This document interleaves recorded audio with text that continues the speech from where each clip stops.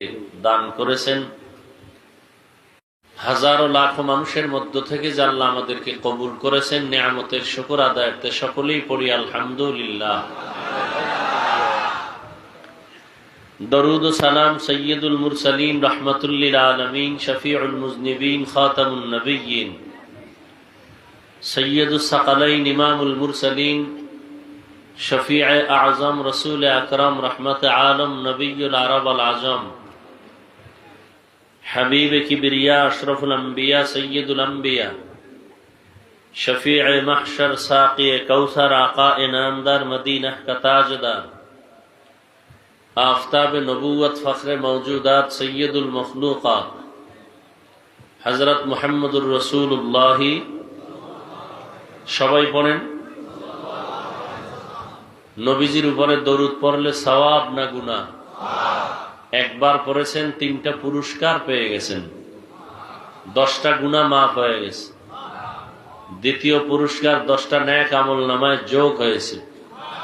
তৃতীয় পুরস্কার 10 গুণ মর্যাদা আল্লাহর আদালতে বেড়ে গেছে। বেশি বেশি দরুদ শরীফের আমল করি, হাঁটতে চলতে উঠতে বসতে সর্বাবস্থায় দরুদ কম হবে না বেশি? শুধু জেলাফির মজলিসই দরুদ?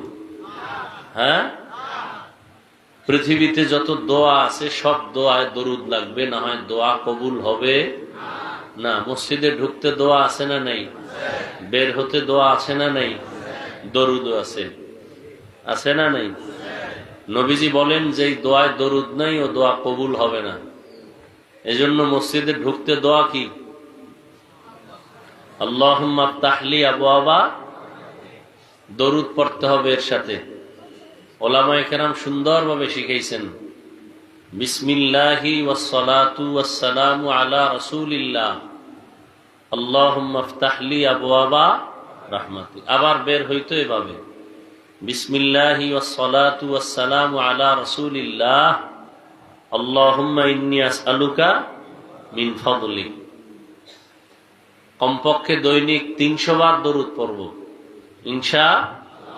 সময় থাকলে নামাজে যে দরুদ পড়ি এটা পড়ব, সময় কম হলে সংক্ষেপ এতটুকু পড়ব, সাল্লাল্লাহু আলাইহি ওয়া আলিহি ওয়াসাল্লাম পড়ব তো ইনশাআল্লাহ। দুনিয়াতে কোনো তাবিজ লাগবে না, দরুদের আমল করেন। কিসের দোকানে ব্যবসায় সমস্যা, ঘরে সমস্যা, বিপদ, কোনো বিপদ থাকবে না, দরুদের আমল, বেশি বেশি দরুদের আমল। আল্লাহ সবাইকে তৌফিক দান করেন। ঘুমের আগে বিছানায় বসে ওযু সহকারে 300 বার দরুদ শরীফ পড়ে নেবেন। সময় কম, ছোট আকারে পড়বেন, ওযু সহকারে ঘুমাবেন। ইনশাআল্লাহ দরুদের বরকতে রসুলের সাথে মোলাকাত হতে পারে। আল্লাহ কবুল করেন। সর্বোপরি শুকর, জমিনের মধ্যে কিছু জায়গা আছে বরকতি জায়গা, আছে না নেই? কিছু মানুষ আছে বরকতি মানুষ, কথা ঠিক? মানুষের কারণে জায়গার বরকত। এত সুন্দর বাগান, আজকের ফুটন্ত ফুল দেখে যেতে পারেন না যিনি ঘাম ঝরিয়ে এই প্রতিষ্ঠা করে গেছেন।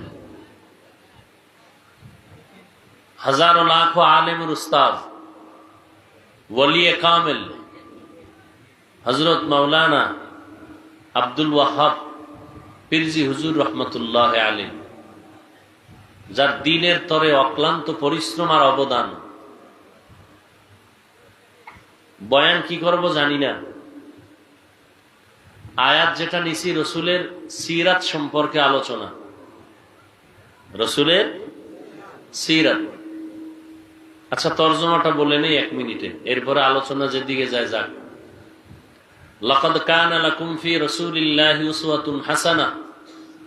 আল্লাহ পাক বলেন, হে রাসূল করিম সাল্লাল্লাহু আলাইহি ওয়া আলিহি ওয়াসাল্লাম, উম্মতকে বলে দেন, ও দুনিয়ার মুমিনেরা, তোমাদের জন্য রসুলের মধ্যে রয়েছে উত্তম আদর্শ। হাদিসে পাকে নবী বলেন, কুল্লু উম্মতি ইয়াদখুলুনাল জান্নাতা ইল্লা মান আবা। সমস্ত উম্মত জান্নাতে যাবে, যারা নবীকে অস্বীকার করে, মানে না, তারা যাবে না। ইলামান আবা, সাহাবায়ে কেরাম প্রশ্ন করলেন, হে আল্লাহর রাসূল, আপনাকে অস্বীকার করে, মানে না, তারা কারা? ক্বালা মান আতাআনি দাখালাল জান্নাতা ওয়া মান আসানি ফাকাদ আবা। নবীজি বলেন, যে আমার ইতাআত করে, ইত্তেবা করে, অনুসরণ অনুকরণ করে, সে জান্নাতে যাবে। যে বিরোধিতা করে সে জাহান্নামী, আমাকে অস্বীকার করার কারণে।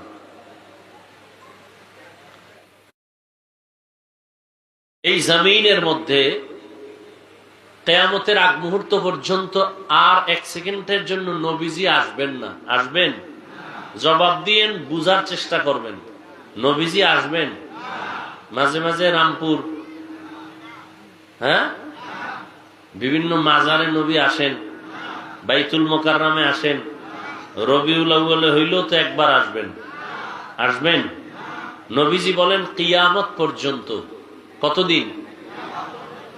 মদিনাতুল মুনাওয়ারা রওজা মুবারকে আমি মুহাম্মদ জিন্দা অবস্থায় নামাজের হালাতে আল্লাহর মারিফতের মজা নিতে থাকবো। নবীজি কোথায় থাকবেন? রওজা মুবারকের উপরে না ভেতরে? বলেন কতদিন? মরানা জিন্দা? জিন্দা। মাঝে মাঝে বাংলাদেশে আসবেন, হ্যাঁ? তাহলে এটা ফাইনাল, নবী আর আসবেন না। নবীজির ছাত্র সাহাবায়ে কেরাম আসবেন। কালেমার দাওয়াত নিয়ে আর কোনদিন আবু বকর, ওমর, ওসমান, আলী সহ কোন সাহাবায়ে কেরাম আসবেন না রাদিয়াল্লাহু আনহুম আজমাইন। কোন ইমামও আসবেন? ইমাম আবু হানিফা, ইমাম আহমদ বিন হাম্বল, ইমাম শাফিঈ, ইমাম মালিক রাহিমাহুমুল্লাহ আসবেন? ইমাম বুখারী, ইমাম মুসলিম, ইমাম তিরমিজি সহ কোন ইমাম আসবেন? মুজাদ্দিদ আলফে সানি আসবেন? বড় পীর আব্দুল কাদের জিলানী আসবেন? খাজা মুঈনুদ্দিন চিশতি আজমিরি আসবেন? কিয়ামত পর্যন্ত আর আসবেন? আমরা জান্নাতে যাব। কোথায় যাব? সবাই না? এখন একটু চিন্তা করে নেবেন, কারণ আওয়ামী লীগ গেছে, কোন দল আসে একটু ভাই বলুই, নাকি? জান্নাতে সবাই যেতে চান তো? এটা বলতে এত টেনশন? যাবেন জান্নাতে? এটা ফাইনাল। যত আকাম করি জান্নাতে যাব। যত আকাম কুকাম করে সবার শেষ ফল নিয়ত কি? জান্নাতে যাবে না? জান্নাতে যাব। এখন জান্নাতের পথ কই এটা আমরা চিনি না। পথ, জান্নাতের পথ একটা। কয়টা?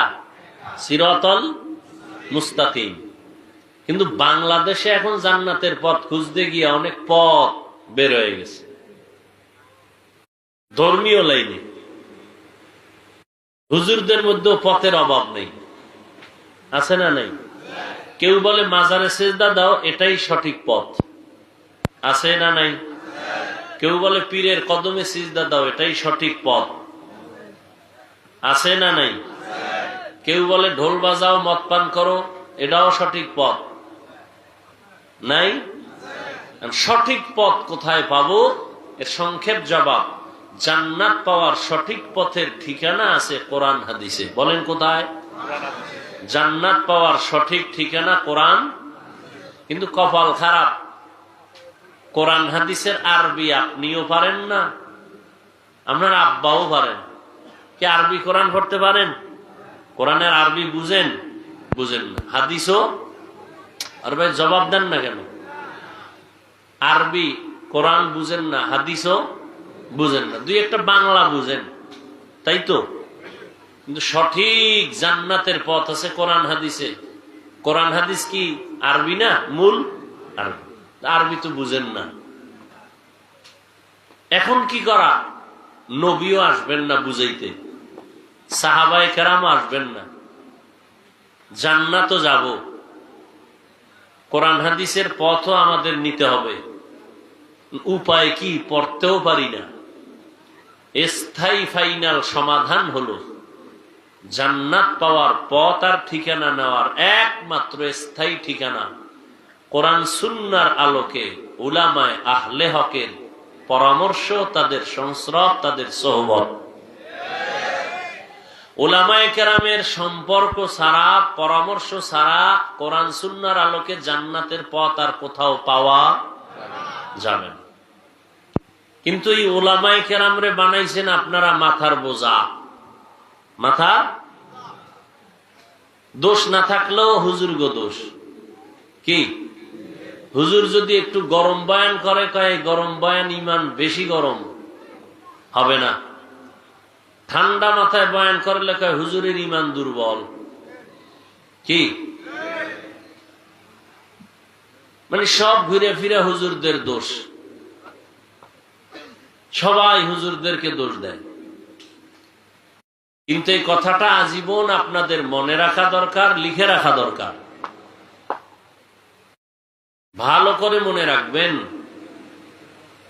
বিশেষ করে যুবকদেরকে বলছি, এই দুনিয়ায় বহু বন্ধু পাইছেন,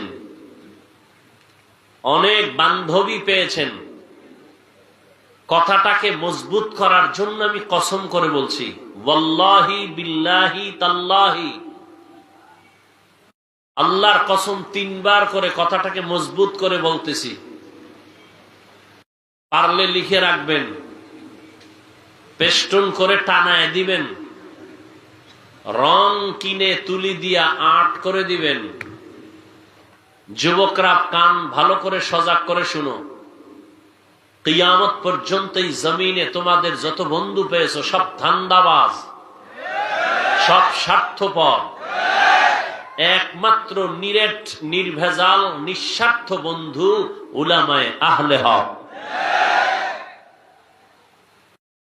তোমার জীবনে যত কল্যাণ উলামায়ে কেরামের অবদান।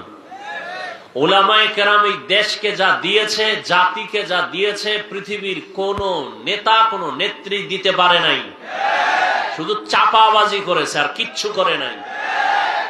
আর যা করেছে, দিয়েছে 5 টাকা, মাস্তানি করেছে 5000 টাকা।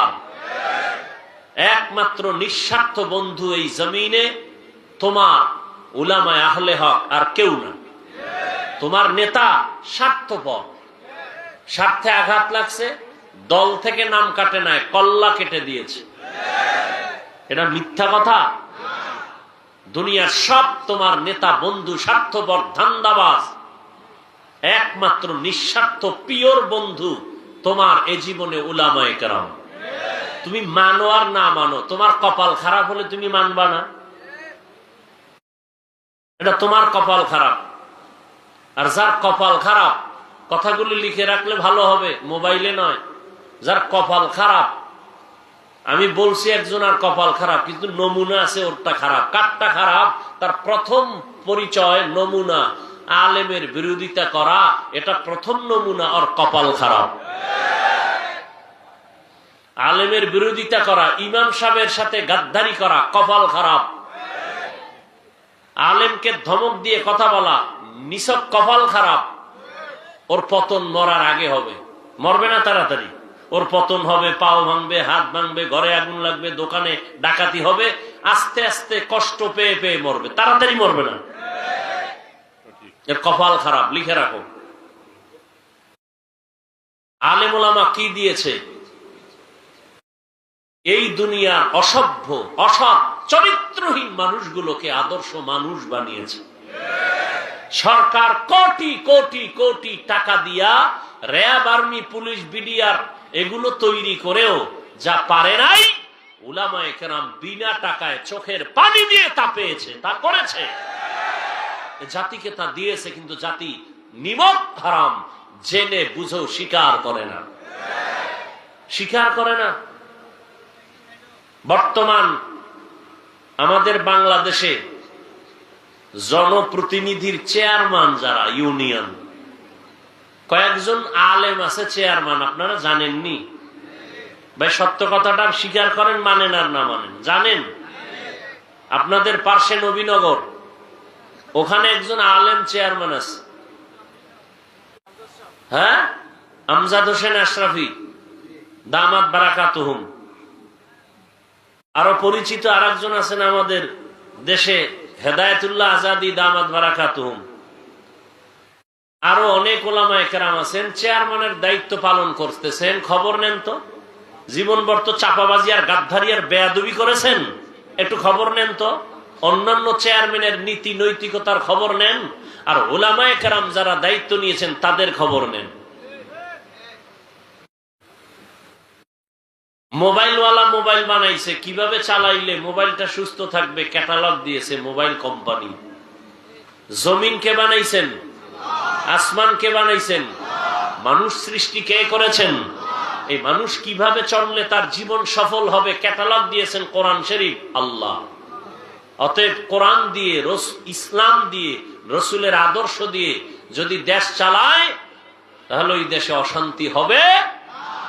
কখনো হবে না।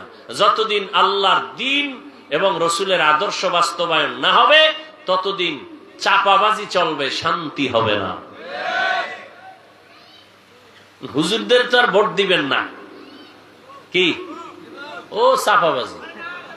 ভোটের আগের রাত্রে টাকা খাইয়ে সব হাত দিয়ে সব শেষ, কি?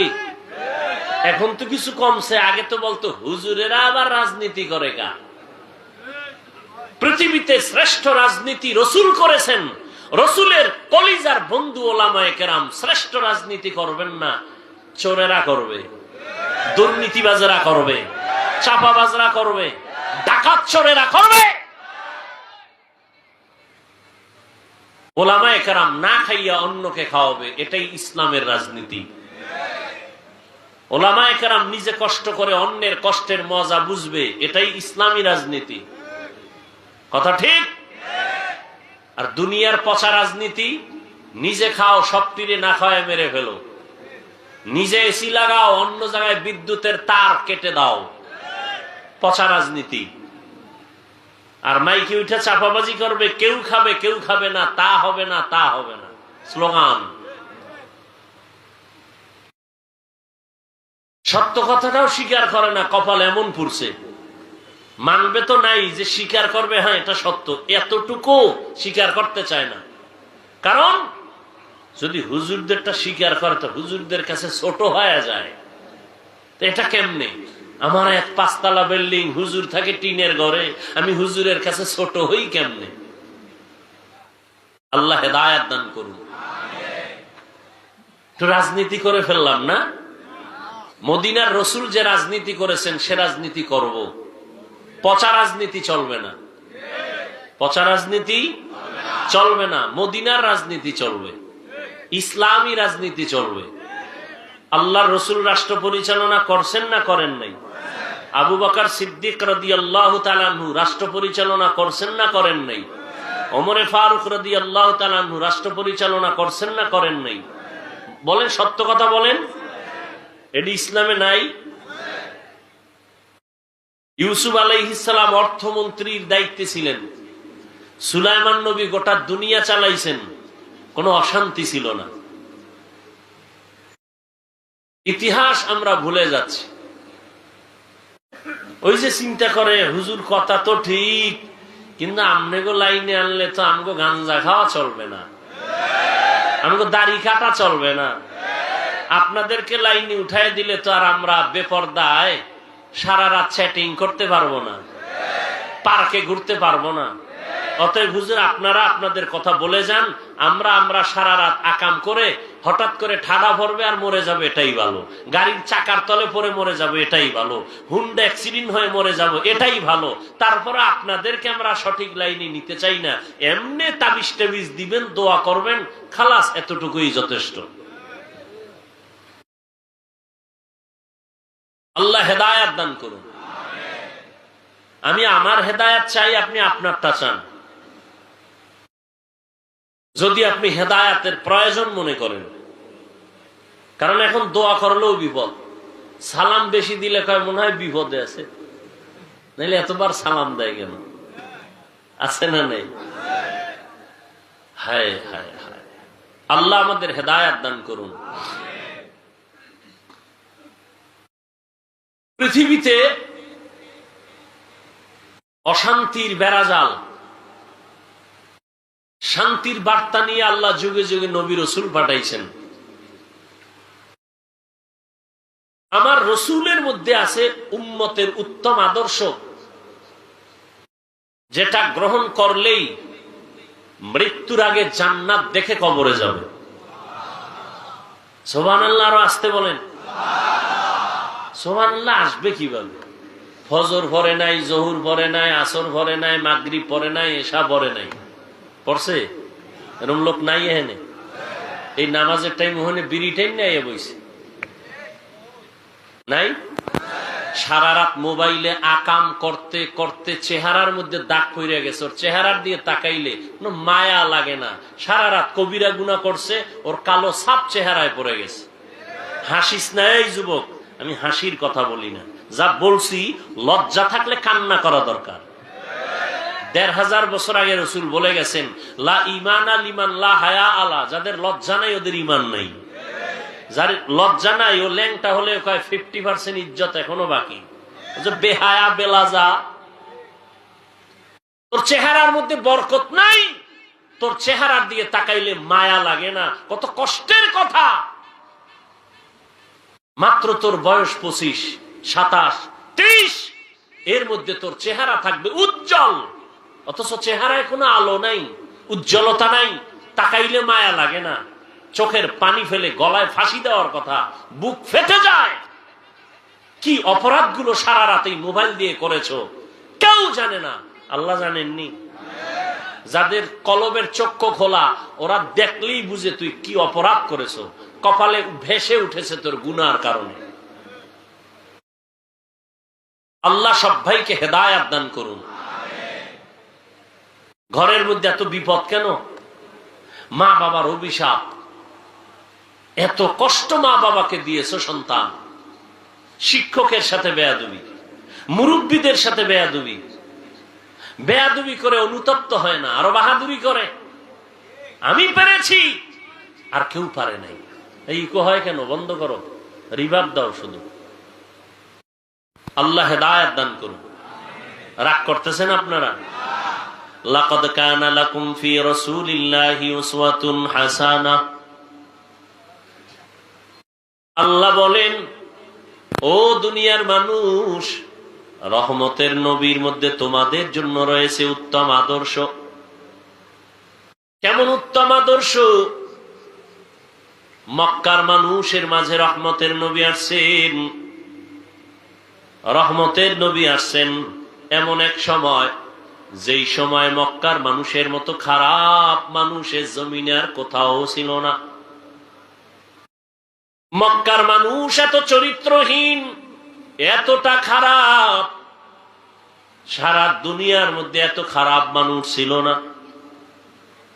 এটাও বড় কঠিন কথা। এখানে একটা সুন্দর মাদ্রাসা মসজিদ আছে, এত আলেম ওলামা।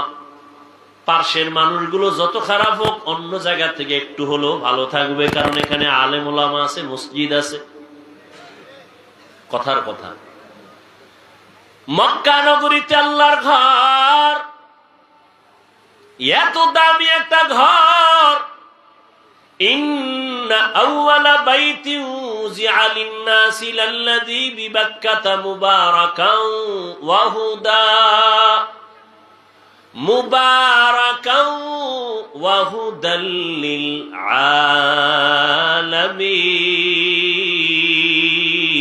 আলামিন। আল্লাহ জমিনটা বানায় একটা প্রথম ঘর বানাইলেন, হেদায়েতের ঘর বাক্কা নগরীতে। এই পৃথিবী নামক গ্রহ বানায় আল্লাহ প্রথম একটা ঘর বানাইলেন, বসবাসের না ইবাদতের। বসবাসের ঘর আল্লাহ বানান নাই, ইবাদতের ঘর আল্লাহ বানাইছেন, হেদায়েতের ঘর। বসবাসের ঘর কেন আল্লাহ বানাইলেন না? কারণ এই জমিনের চিফ গেস্ট, এই জমিনের শ্রেষ্ঠ মেহমান হবে আদম সন্তান। আর এই মানুষগুলো আল্লাহ পাক বসবাসের জন্য দুনিয়ায় পাঠাবেন না।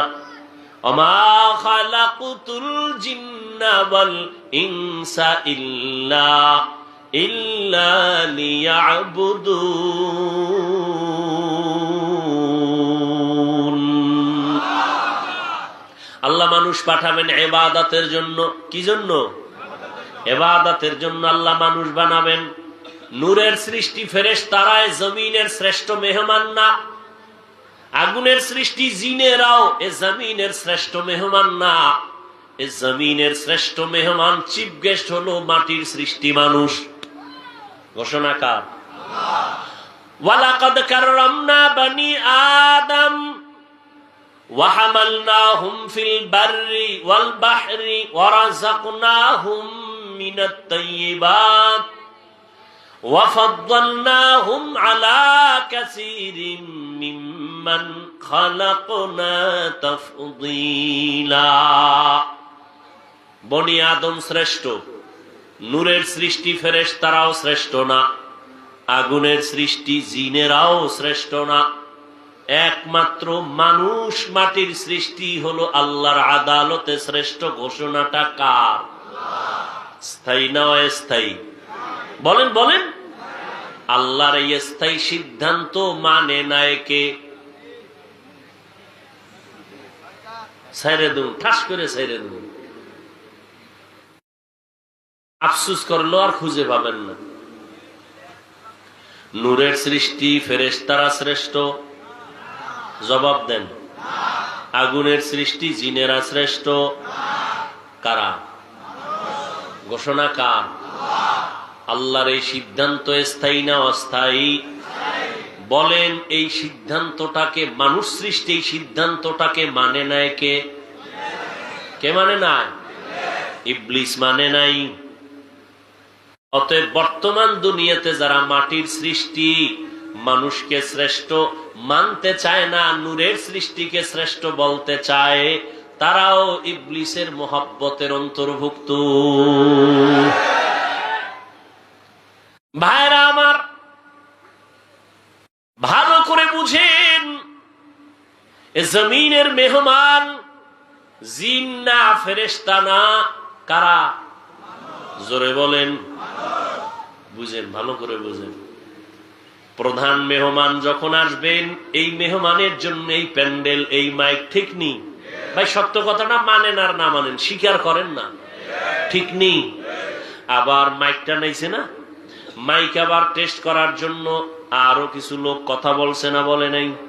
বলছে প্রধান মেহমান আসবেন, এই স্টেজটা কেমন, চেয়ারে বও, প্যান্ডেল তৈরি করো, বাতি লাগাও, মানুষ জমিনে আসবে শ্রেষ্ঠ মেহমান, জমিনটা বানাইলাম, ঘর বানাইলাম, এইবার জিনেরা যা একটু জমিনটারে টেস্ট কর, আমার প্রধান মেহমান যারা আসবেন তাদের জন্য আগাম কিছু একটু টেস্ট করে দেখো জমিনটা কেমন।